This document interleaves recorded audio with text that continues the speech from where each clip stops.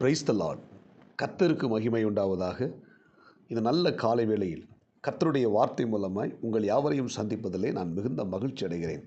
நீதிமொழிகளின் புத்தகம் 4ஆம் அதிகாரம் 23ஆம் வசனம், எல்லா காவலோடும் உன் இருதயத்தை காத்துக்கொள், அதனிடத்திலிருந்து ஜீவ ஊற்று புறப்படும் என்று ஆண்டவர் சொல்லுகிறார்.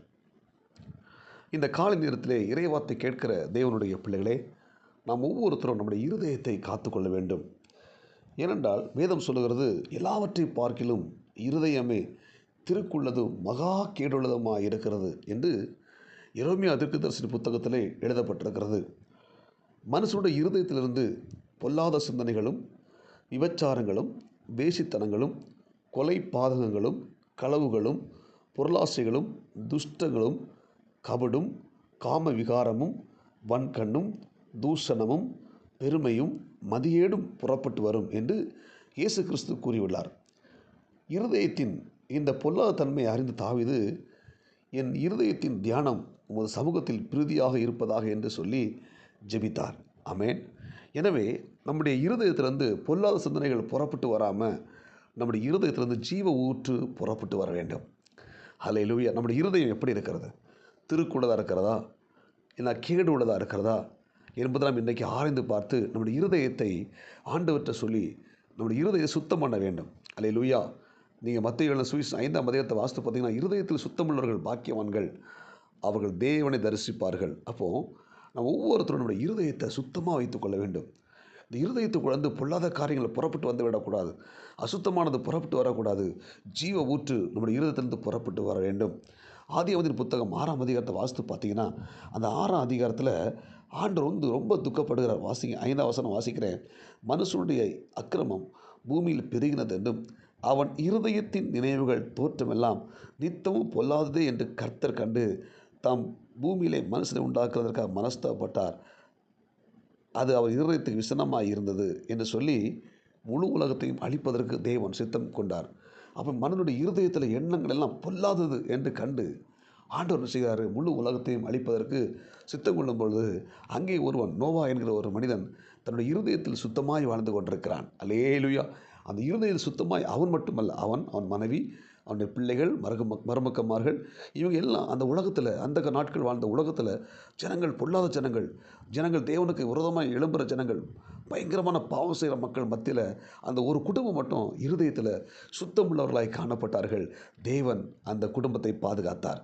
அழிவிலிருந்து ஆண்டவர் அந்த குடும்பத்தை பாதுகாப்பதற்காக ஒரு பெரிய பிழையை உண்டு பண்ண சொல்லி அந்த பிழையை அந்த நோவா தயார் செய்து தன்னுடைய குடும்பத்தையே காத்து கொண்டான் என்று வேதம் சொல்லுகிறது. எனவே இந்த காலை வேளையில் இந்த அழிவுக்குரிய அந்த உலகத்தில் நாம் வாழ்ந்து கொண்டிருக்கிறோம். நோவா காலம் எப்படியோ அப்படி இன்றைக்கு நாம் வாழ்ந்து கொண்டிருக்கிற காலம்.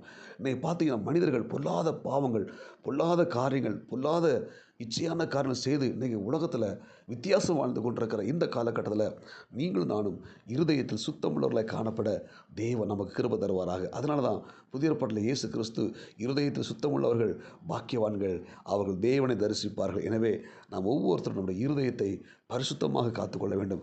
இருதயத்தை சுத்தமாக வைத்துக் கொள்ள வேண்டும். நம்முடைய இருதயத்திலிருந்து ஜீவ ஊற்றுகள் புறப்பட்டு வர வேண்டும். அல்லேலூயா. அப்படிப்பட்ட ஒரு கிருபையை நமக்கு இன்னைக்கு ஆண்டவர் தருவாராக. 139ஆம் சங்கீதத்தில் வசனம் சொல்லுகிறது, நம்முடைய இருதயத்தை அவர் ஆராய்ந்து அறிந்திருக்கிறார். நம்முடைய இருதயத்தில் இருக்கிற நினைவுகள், எண்ணங்கள் எல்லாம் அவருக்கு தெரியும். நம்ம மறைக்க வேண்டிய அவசியமே இல்லை. அப்போ நம்முடைய இருதயத்தில் என்ன இருக்கிறது? பொல்லாத எண்ணங்கள் இருந்தால் தேவன் நம்மை ஆஸ்வதிக்க முடியாது. நம்முடைய இருதயம் சுத்தமாக இருந்தால், நம்முடைய இருதயத்தில் ஜீவ ஊற்று புறப்பட்டு வந்தால் தேவன் நம்மை ஆஸ்வதிப்பார், நம்மை பாதுகாத்து கொள்வார். இந்த கடைசி காலத்தில் நம்மையும், நம்முடைய குடும்பத்தையும், நம்முடைய சந்ததிகளையும் ஆண்டு பாதுகாக்க வேண்டுமானால் நாம் ஒவ்வொருத்தரும் இருக்கிற இடத்துல இருதயத்தில் சுத்தமுள்ளவர்களை வாழ்வதற்கு நம்மை அர்ப்பணிக்க வேண்டும். ஒருவேளை நம்முடைய இருதயத்தில் அசுத்தமான எண்ணங்கள் இருக்குமானா, பொல்லாத எண்ணங்கள் இருக்குமானா, இச்சையான எண்ணங்கள் இருக்குமானா, தேவனுக்கு விரோதமான பாவ எண்ணங்கள் நமக்குள்ள இருக்குமானா, அதை இன்றைக்கு விட்டு நம்முடைய இருதயத்தை சுத்தம் பண்ணுவோம். அல்லேலூயா. இருதயத்தை சரி செய்வோம். நம்முடைய இருதயத்தை சரி செய்யும் பொழுது இருதயத்தில் ஜீவ ஊற்று புறப்பட்டு வரும். நம்முடைய இருதயத்தில் என்ன புறப்பட்டு வருகிறது? பொல்லாத எண்ணங்கள் புறப்பட்டு வருகிறதா, ஆனால் நல்ல காரியங்கள் புறப்பட்டு வருதா என்பதை ஆராய்ந்து பார்த்து இன்றைக்கி ஆண்டவர்கிட்ட ஒப்பு கூட நம்ம ஜெபிக்க போகிறோம். எல்லாரும் கண்களை விட்டு ஜெபம் பண்ணுமா? பரலோக தேவனே, இந்த இறைவார்த்தை கேட்ட ஒவ்வொரு தேவனுடைய பிள்ளைகளுக்காக ஸ்தோத்திரம் பண்ணி ஜெபிக்கிறோம். ஆண்டவர், எங்கள் இருதயத்தை ஆண்டவரே நீங்கள் ஆராய்ந்து அறிகிற கர்த்தர். ஆண்டு நீதிமொழிகள் 4ஆம் அதிகாரத்தில் 23ஆம் வசனம் சொல்லப்பட்டது போல, எல்லா காவலோடும் உன் இருதயத்தை காத்துக்கொள், அதனிடத்திலிருந்து ஜீவ ஊற்று புறப்பட்டு வரும் என்று சொன்னீரே ஆண்டவரே.